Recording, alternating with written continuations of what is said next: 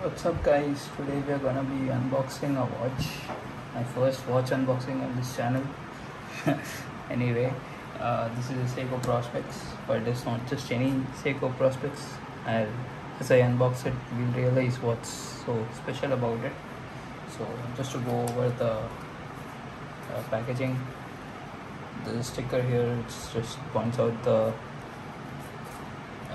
reference number of the watch, which is SPB289, although it has J1, I guess that's regionally specific. There's just price tag, etc. out here. There's some markings on the watch. It's a PU leather, that's basically fake leather box, and it was made in China, I guess. Price, imported name and stuff. Nothing on this side. Seiko Prospex cut out of here. It's a slide out box. This is under the Prospex Land Edition, which is for land explorers. Just to go over what series this is. This is what the box looks like. It's not like it's secure, you can just pull it out. Again, box made in China. Looks almost like leather, but it's not. Let's see.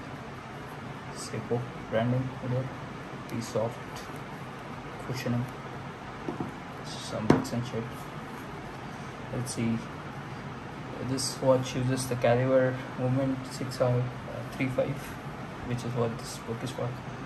Some useless stuff. Nobody's gonna read this. This includes the user manual, again useless, but this also has the warranty card, etc., which I'm not going to show because of the serial number. And it also has a Seiko service request apparently. Nice touch.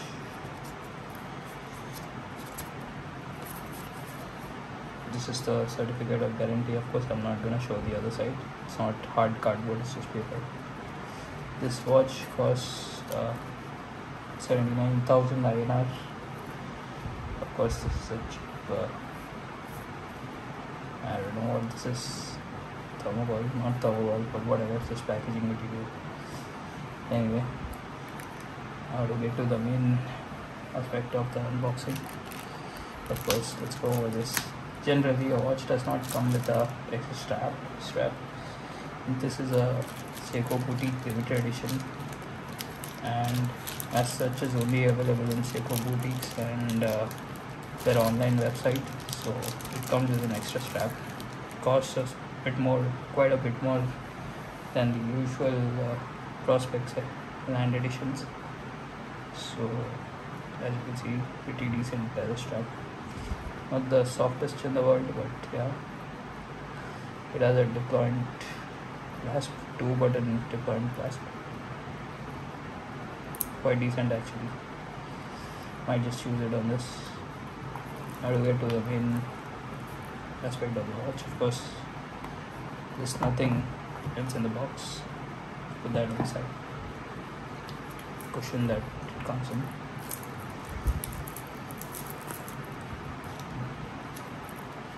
This has the caliber again, and this has the reference number.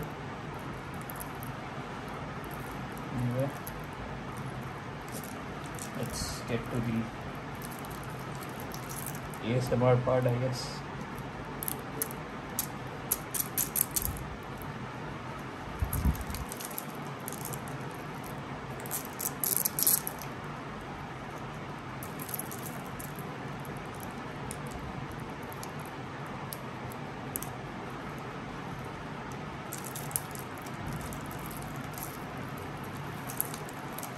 Of course,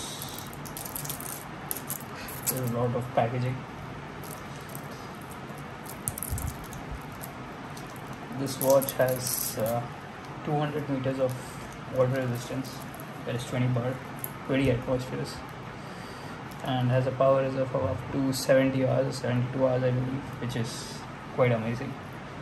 This is basically your do-it-all watch, and as you can see, the bracelet is brushed. It's meant to be, it's polished on the sides, but brushed out here. It's meant to be used in rough terrains. What else? It has a thickness of 12.9 millimeters and a diameter of 38 mm. So the perfect size watch, if you ask me. Just to see how it looks on my wrist. Oh yeah, forgot to take the main plastic off.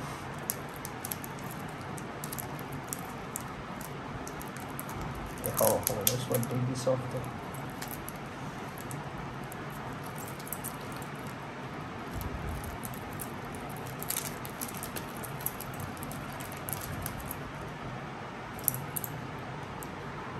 Six or 3-5 movement.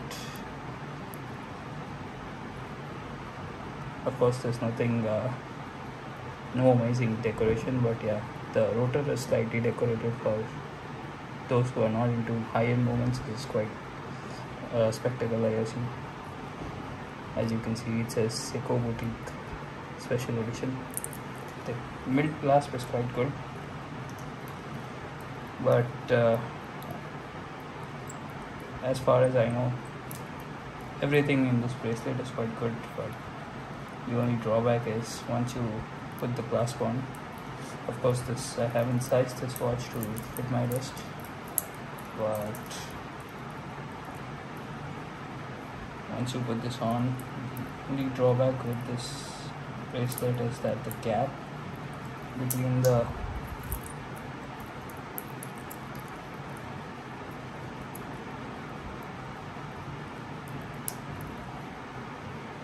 as you can see, the gap between the closure and the bracelet is a bit too thick for some people's liking, but I might just use it with the other strap. This is how it looks on my wrist for reference.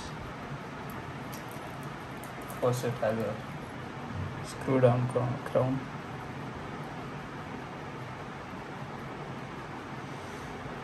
And as you can see,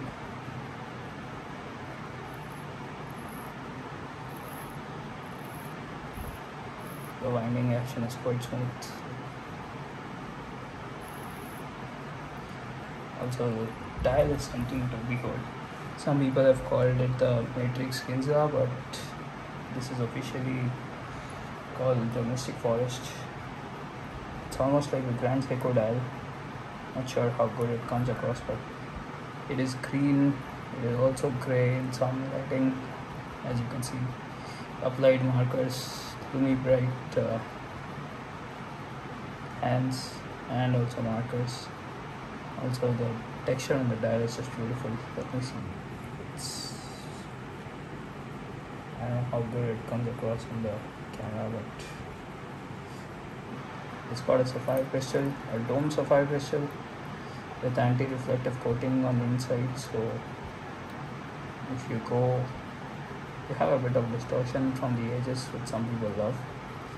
Although being in the Prospex line, I'm quite sure none of the Prospex line has the sign crown, which the Presage does, but it doesn't quite matter. So outside of the sign crown and the clasp on this, I mean, the clasp is done quite well. It's just that opening is a little too big.